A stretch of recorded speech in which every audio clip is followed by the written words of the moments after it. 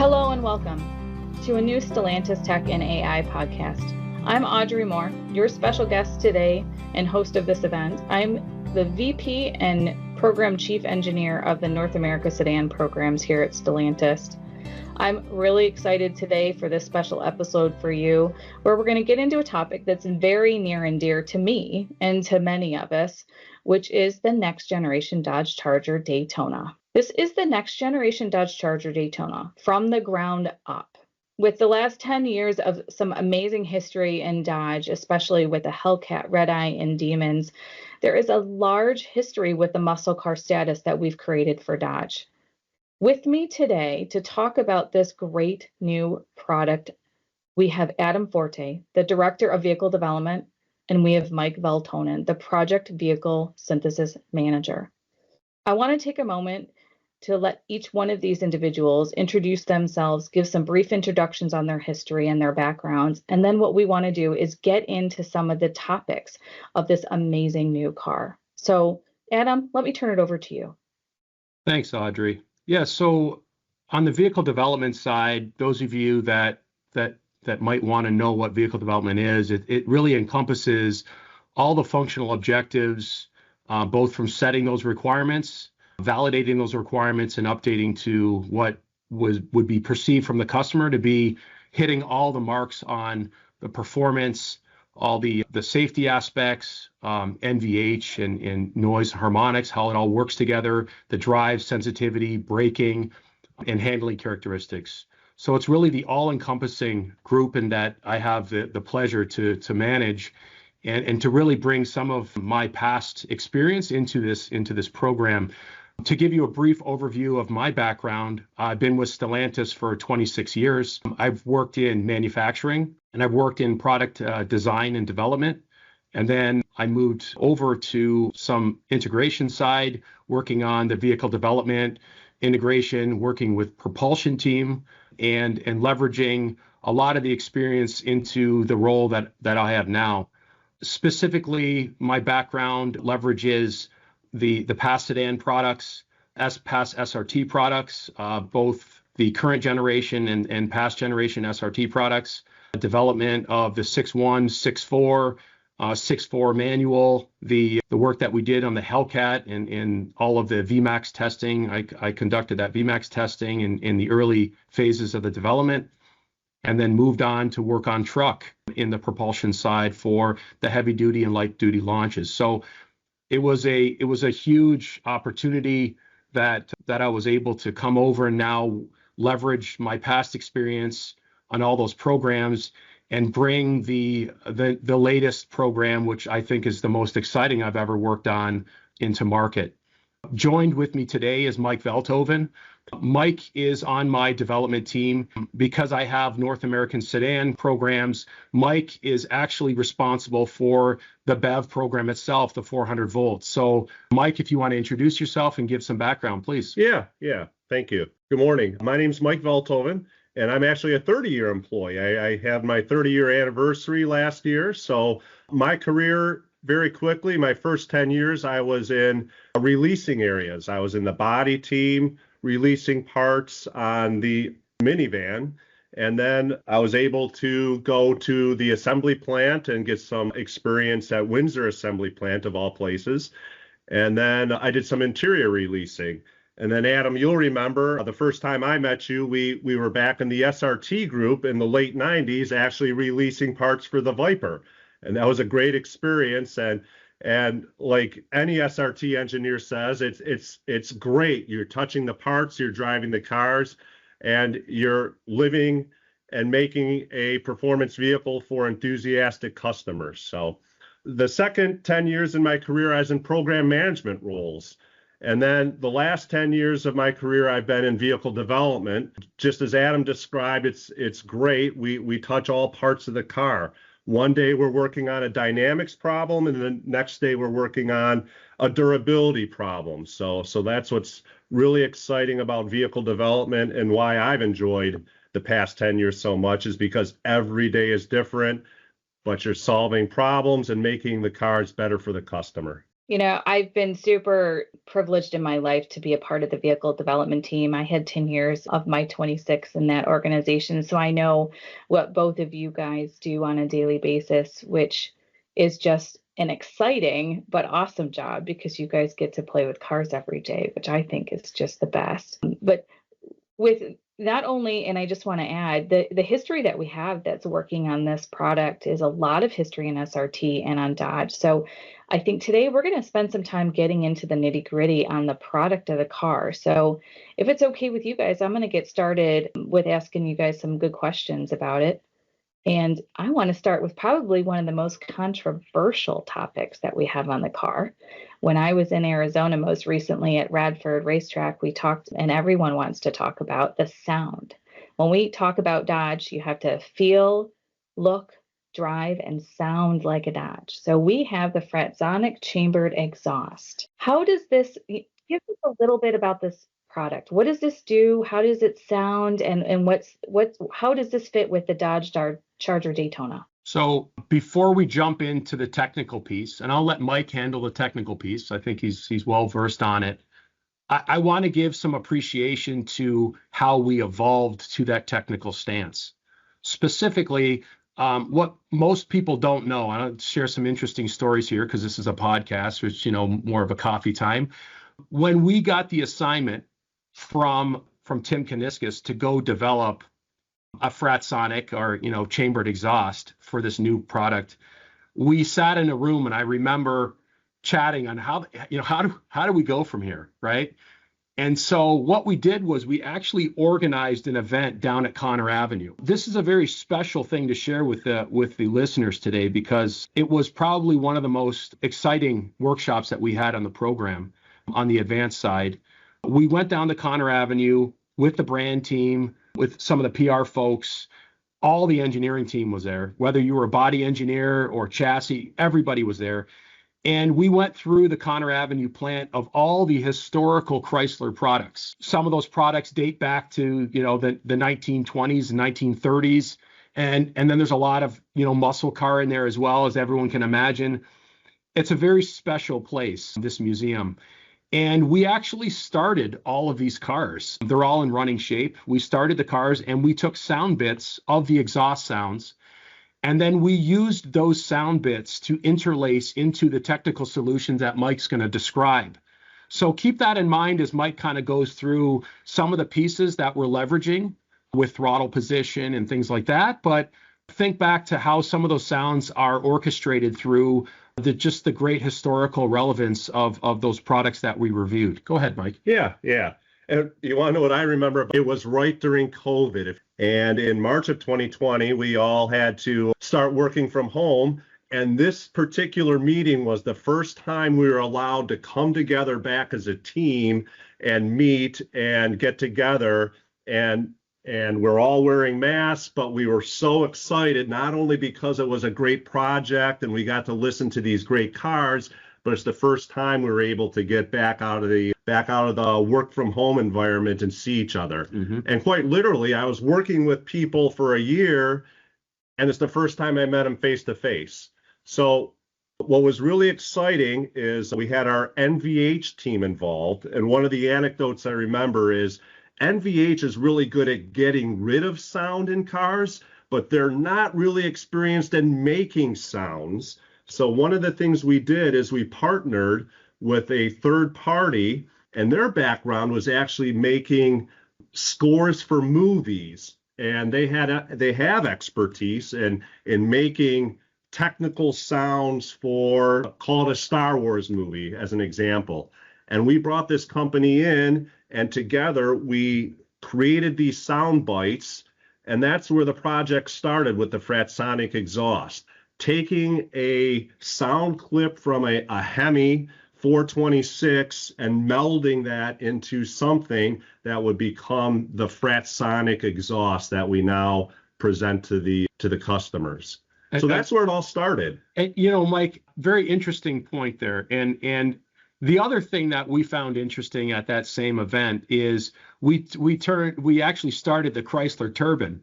Yeah. And those of you that don't know that, it actually runs off of, it's a diesel, but it actually runs off what smells like vegetable oil. So we started this thing up and it smelled like a McDonald's in the middle of Connor Avenue. It was kind of funny. We got this turbine going and we heard the spinnings, right? The turbine is very, very high RPM. And as this thing is starting up, we're like, we could probably leverage some of that cool sound. And if you do the Fratzonic start, you'll actually hear some of that turbine sound in there in the background, because we didn't want to, make the ears bleed. But you can hear some of it in the background alluding to some of the historical relevance. And there's a lot of Hemi in there as well. But it's kind of fascinating how we were able to interlace all those things and work as a big team in doing so. Right. And all that evolved. The third-party company went out and took all that information and created these sound files, and then they brought some back to the design office, and then it became involving all the creative types to help really dial in that sound to a Dodge sound, right? And that was such an exciting part of the program, and I think the results really show well how it all evolved. So for those listeners that are on this right now, you guys did an acronym that not everyone might be familiar with. So NVH, can we just explain a little bit about what that group does? Because I just want to make sure. So vehicle development, we have a lot of functional teams. We call them tech teams. One of those tech teams is the NVH team, and it's noise, vibration, harmonics. The NVH team, as Mike alluded to, their job, their task is to make the vehicles quiet. That includes sound deadening. That includes component and system level validation, functional objective setting to make sure, for example, that an electric drive motor, right, an EDM, doesn't resonate bad sounds that you might perceive as your ear and might cause some ringing and some things. So we have standards that we drive from the component level in so that when the vehicle comes together in a system and vehicle side, it meets what a customer would perceive as being good quality, good sound characteristics. And what Mike was describing is, for the first time, we gave the NVH team an opposite. We said, okay, so forget about the past. Now we want to generate noise. And so it was a matter of using those same experts, bringing in some leverage points from the outside company that Mike mentioned, and collectively building a team, the first time we've ever built a team like this, to think differently about how we approach NVH problems and come up with a unique solution that our customers would see as a value proposition. Thank you for that explanation. I appreciate that. This has been one of the most exciting things on the vehicle that we have talked about as an innovation, as a product excitement, and truly makes it part of Dodge. And I know I interrupted part of that, but is there anything else about the Fratzonic that you guys want to share with everyone on this podcast? Yeah, I'll quickly jump into what happened after we started getting the sound files. We actually had to create a system to project the sound files. So we've never done an exterior speaker on the vehicle. So that was another whole inventive process that we had to consider. So we involved the audio team, and they tuned in the amplifier to create a 126 decibel exterior speaker system. And it has to be weatherproof, and it needs to meet all our durability requirements. And the team has done a great job answering those questions. So we're very proud of the Fratzonic exhaust system, and I think the customers will appreciate it as well. When you think of Fratzonic, think of building an algorithm or a function. If you remember mathematics, right? Think of building a function, and within that function in the algorithm, there's a bunch of variables. One variable is the 426 Hemi. Another variable is the turbine. Another variable is the vehicle speed. Another, all these different things.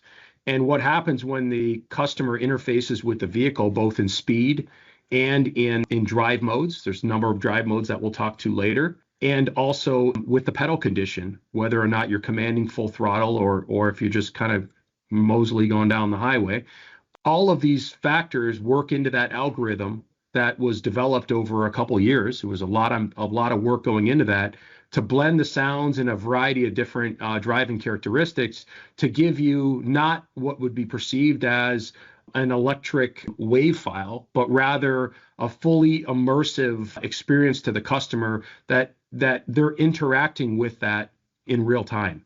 And I think that's where our vehicle is special, both from the historical relevance and from the implementation technical solution of that function that is readily and changing dynamically with the customer interaction. I think that's the special sauce here. There's so much special sauce about this particular one. And I think it's also one that you have to hear in person.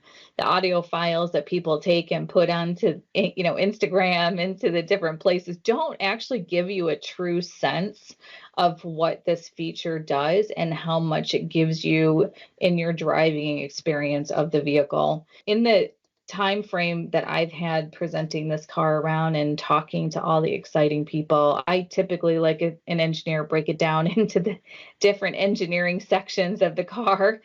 And the two that really come up in conversation are the chassis and the propulsion. So I'm going to start first, before we get to probably the most exciting topic, the propulsion and the items that come along with that. Let's talk about chassis. There's some things in the chassis on this car that we've done for the first time, and a lot of exciting features that for us really take the muscle car to the next level. So Adam, can you start and take us through some of the key features that we've added for that? Yeah, the chassis is very unique in that, we've offered adaptive suspension in the past. However, what we've coupled with on the adaptive suspension is with different chassis drive modes to allow for a unique experience that in the past we hadn't been able to do. The magic here is having a front and rear electric drive motor and our ability to real-time decouple or blend those into different rates. And one of the things that we decided early on in the program is, keeping with our historical relevance on doing drifting and donut mode with a rear-wheel drive muscle car, we wanted to bring some of that into the new car. And that involved a lot of unique thinking on how we could essentially break free the rear tires that on this type of vehicle, we have a lot of traction, of course, right? So we needed to blend in some of the active chassis pieces to allow us the freedom with what we call yaw control, which is essentially stopping the car from over-rotating. Turn off that yaw control, right? Allow for that wheel slippage and allow the vehicle to over-rotate and have what we call like a donut and a drift mode. We think that this experience is very unique to a BEV. We took some chances on this. Arguably, there's going to be some naysayers out there. Hey, we didn't do this, we didn't do that, but I think what the team needs to focus on, our internal team here, is we broke the barriers in terms of what we generally do and what we generally facilitate in order to bring the customer something very unique. And this donut mode and drift mode, think at it as different levels of stability control in rear-wheel drive only that allow the vehicle to either drift if you're in somewhat, you have some yaw control, or to donut if you have no yaw control and essentially rotate the car in a circle. We allow this to be electronic based within the radio so that the customer can interact with it, adjust different low, medium, and high modes within this mode, and kind of find the sweet spot for them that works for what they want to do. And I've actually done some track testing as well in drift mode, driving the car around the track in drift and experiencing, I'll call it finding the right, the right line on the track, right? We call that the apex in our terms. But if you can imagine going around a track fast and then taking it up a notch on the next lap, if you're in rear-wheel drive mode, you're really going to know if you're on that right line because you achieve that yaw stability, that neutral position, where if you go a little bit further, then the back end kind of comes out on you. So it's a very interesting way to teach yourself to drive the right line on the track. And it's also in an open lot in controlled area, you're able to have some fun and do some of that donut mode. But you covered so many topics there, and I want to touch a little bit on a few of those. So from a suspension chassis perspective, we have the adaptive dual valve damping, which is amazing first for us. We also have, between wheels and tires and brakes, some exciting things that we're doing for this product. I don't know if you or Mike could take us through what we've added on to this Charger Daytona. Yeah, one of my favorite experiences on the vehicle was getting involved very early in the redevelopment of the suspension. And I worked on the exit vehicle, the LD and LA as we call it. And those are very, very good vehicles. But one of the common customer pieces of feedback is, it feels heavy in the corners and we have a lot of understeer. The car wants to plow through the curve. So what was really awesome on this program is we had a clean slate. We could go in and basically redesign both the front and rear suspension.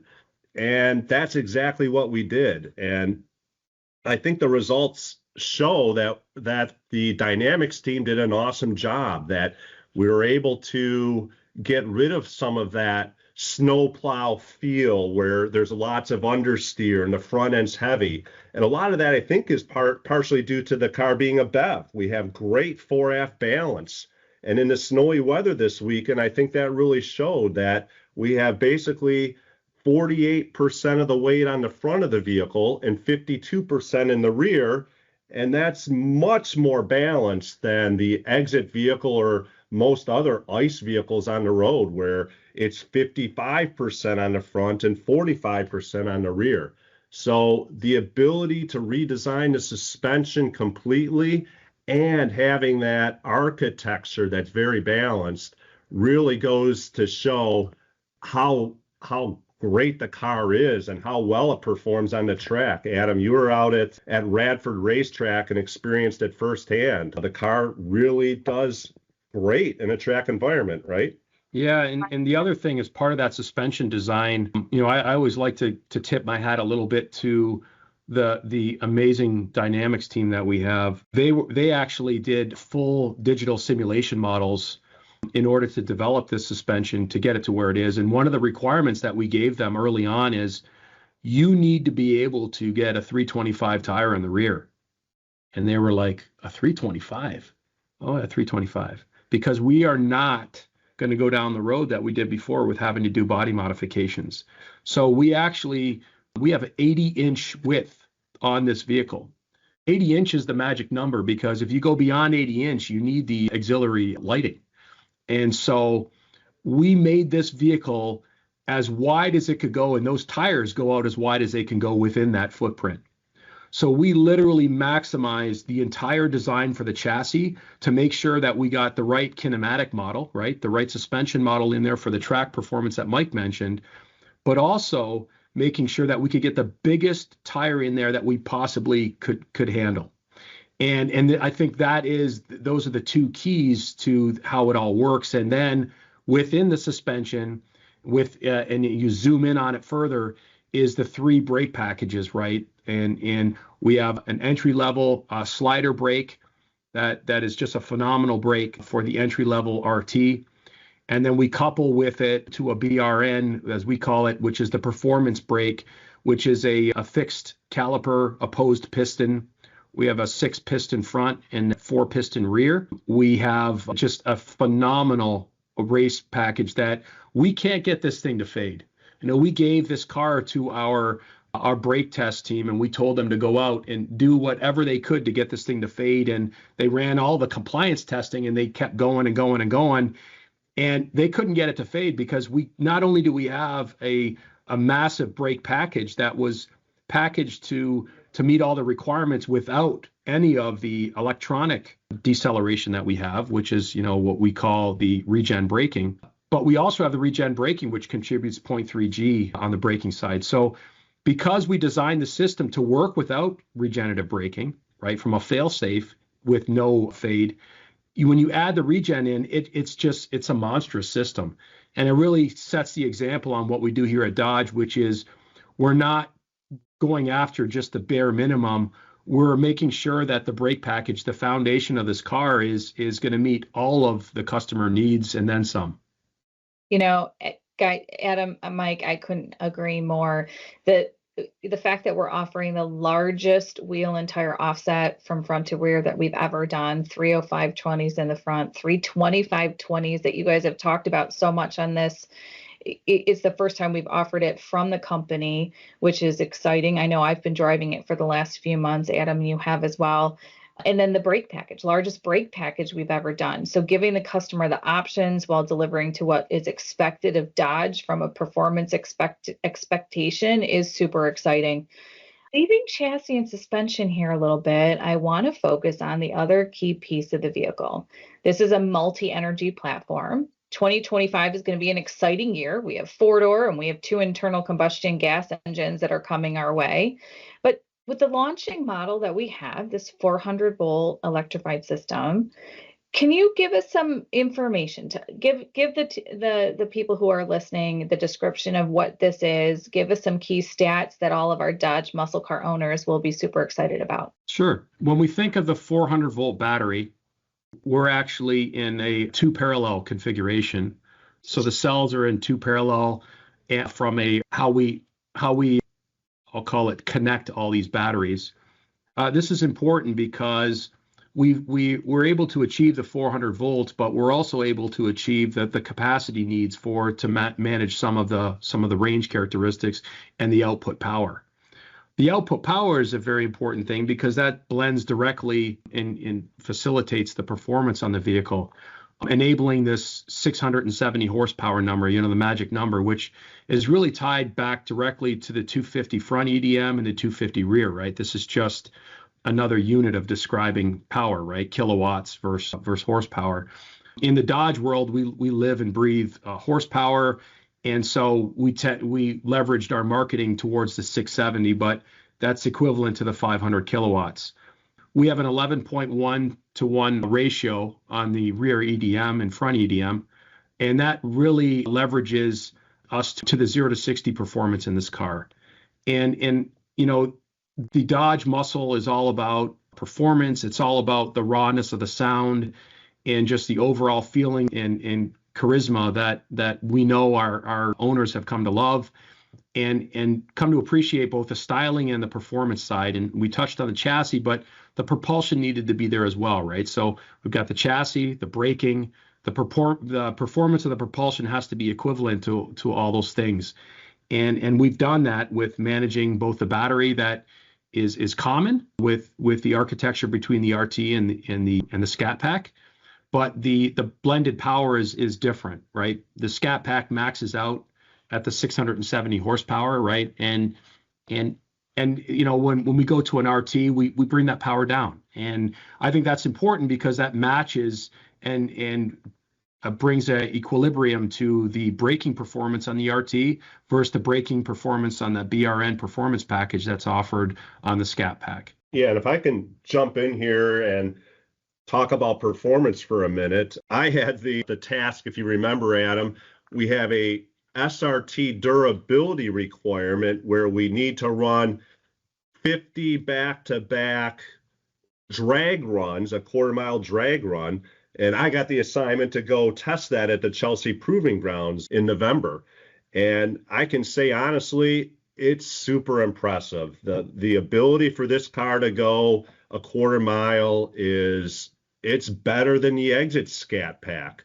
If you look at the numbers directly, the 23 model year Charger Scat Pack can run 12.2, 12.3 second quarter mile runs. Mm-hmm. I took the new Dodge Scat Pack out to Chelsea Proving Grounds, and I ran 25 runs in a row, sub 12. I ran literally back to back to back in about 45 minutes, 25 back-to-back runs that were sub 12 seconds. That's incredible.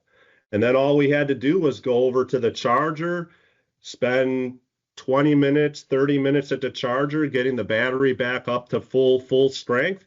And I went to do the other 25. I did 50 sub 12 quarter mile runs in a couple hours at Chelsea Proving Grounds. It was awesome.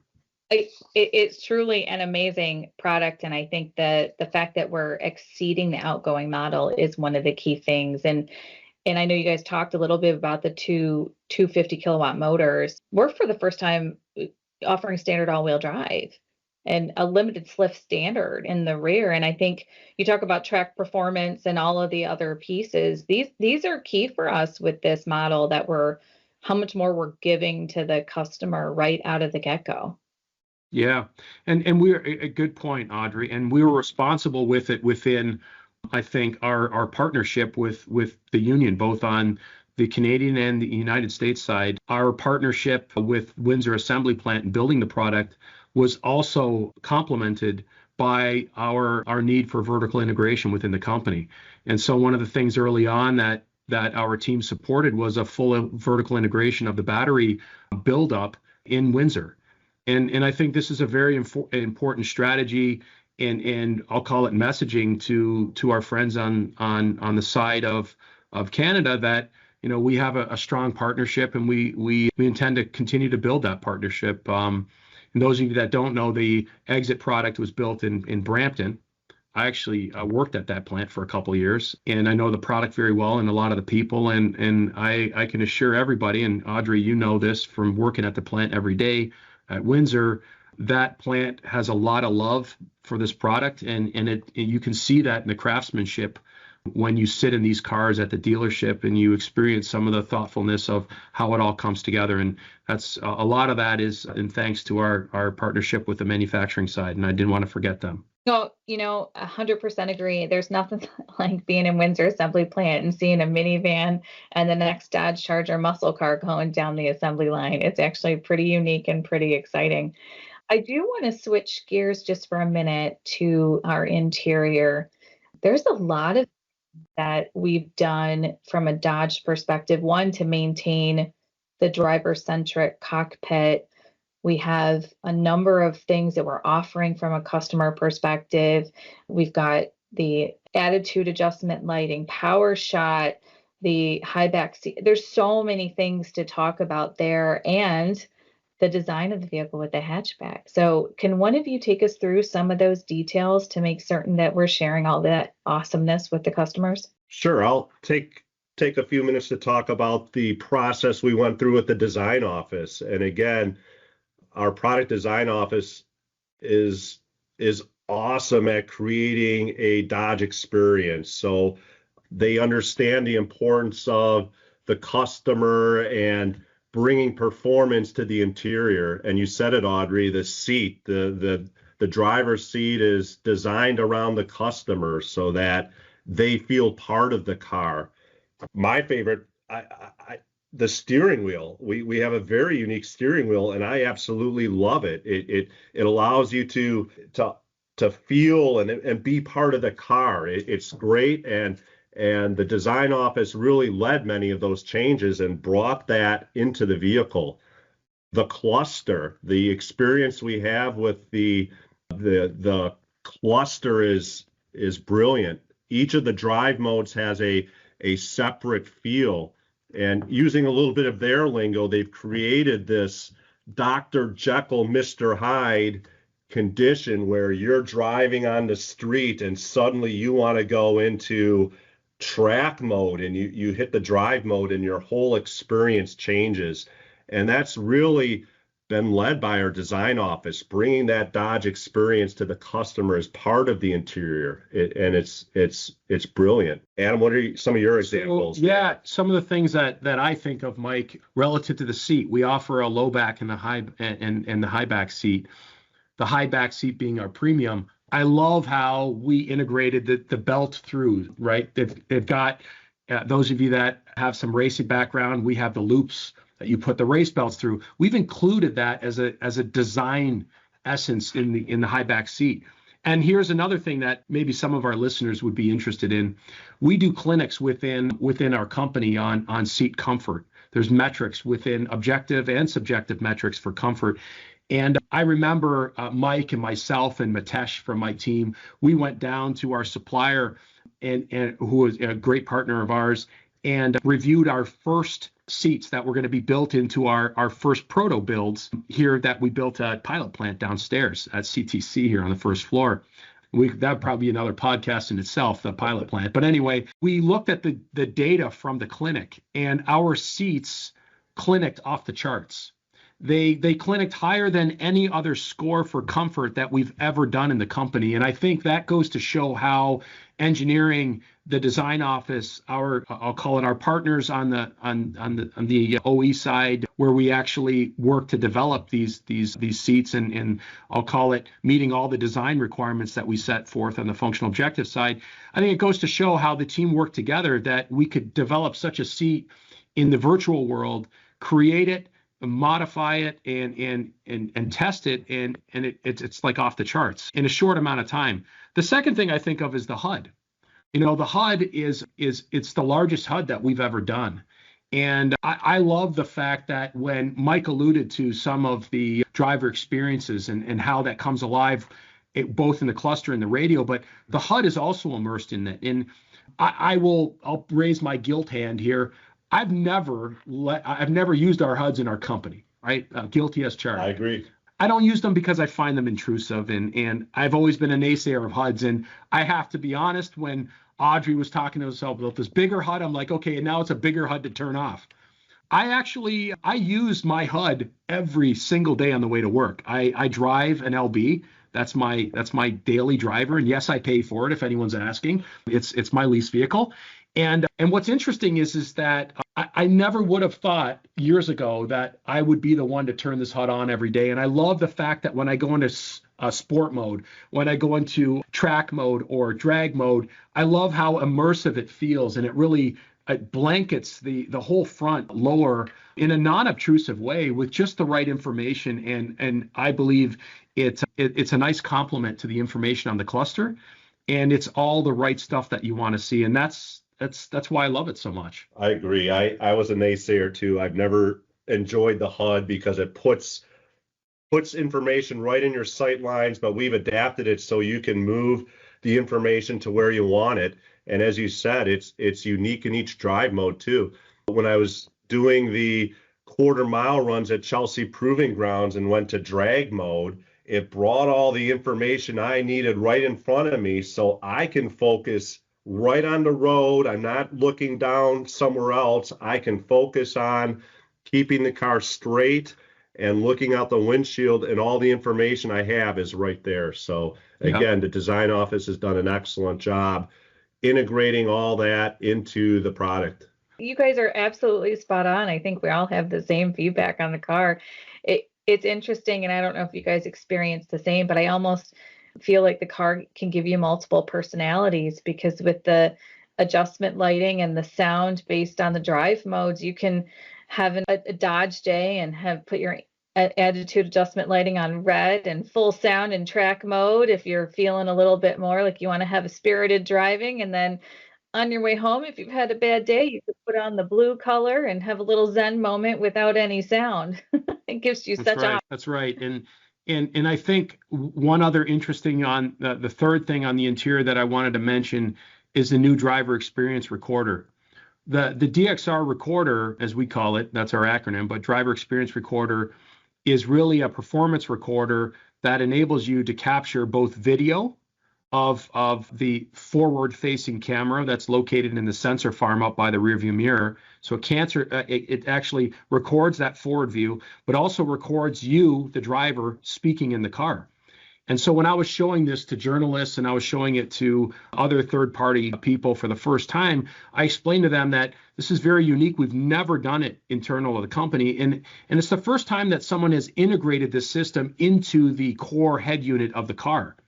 And this is important because a lot of performance drivers will buy these DXR recorders and integrate them into their car by plugging them into the OBD port, right? That onboard diagnostic port below the steering wheel. But with integrating it into the car, you don't have these wires everywhere. And we have a USB port within the center console that you can record the video, overlay it with what I call the most important information, with the track, the G-force, the speed you were going. All that is interlaced on top of a GPS real-time map.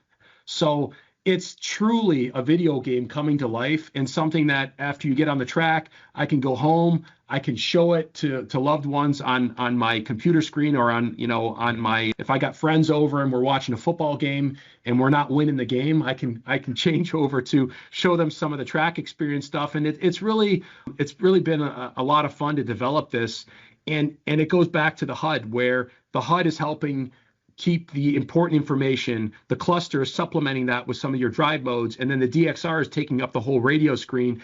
It's all thought out of how it all interlaces and provides useful information to the customer. And I didn't want to leave that out of today's podcast. No, that's a great point, because it's an exciting feature that I know everybody at our most recent press event really enjoyed.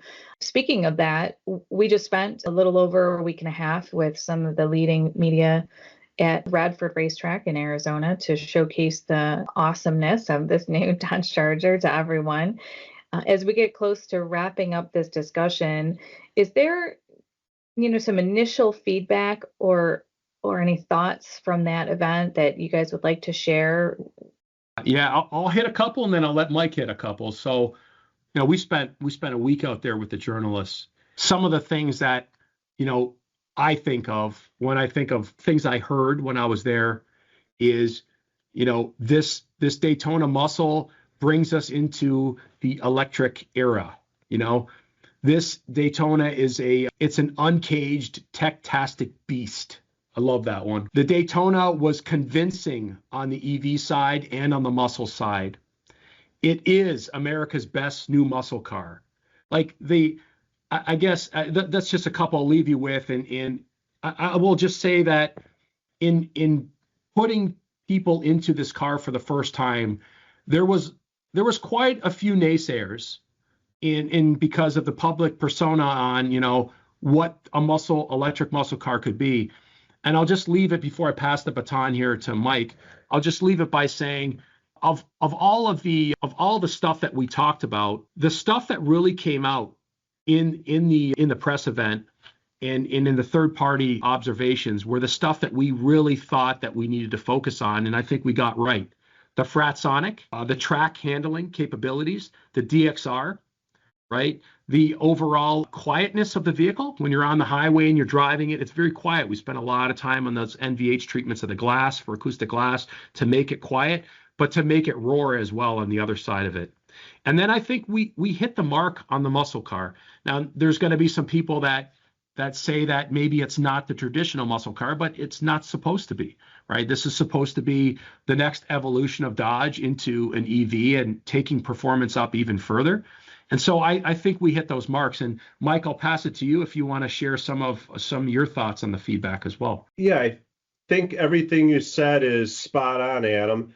And I think as a development engineer, I guess I'm most proud of the fact that we accomplished all our tasks. Yes, durability, we meet all the exit durability targets of the Dodge brand. Yes, we can do 50 back-to-back drag strip runs. In fact, we can do it better than the exit scat pack. That just says it all right there, is that we've made the product better. It handles better on a road course. It doesn't snow plow through the curves. We fixed the problems on the exit vehicle, and that's what I'm most proud of, is at the end of the day, we can look back at what we've done and be proud about it.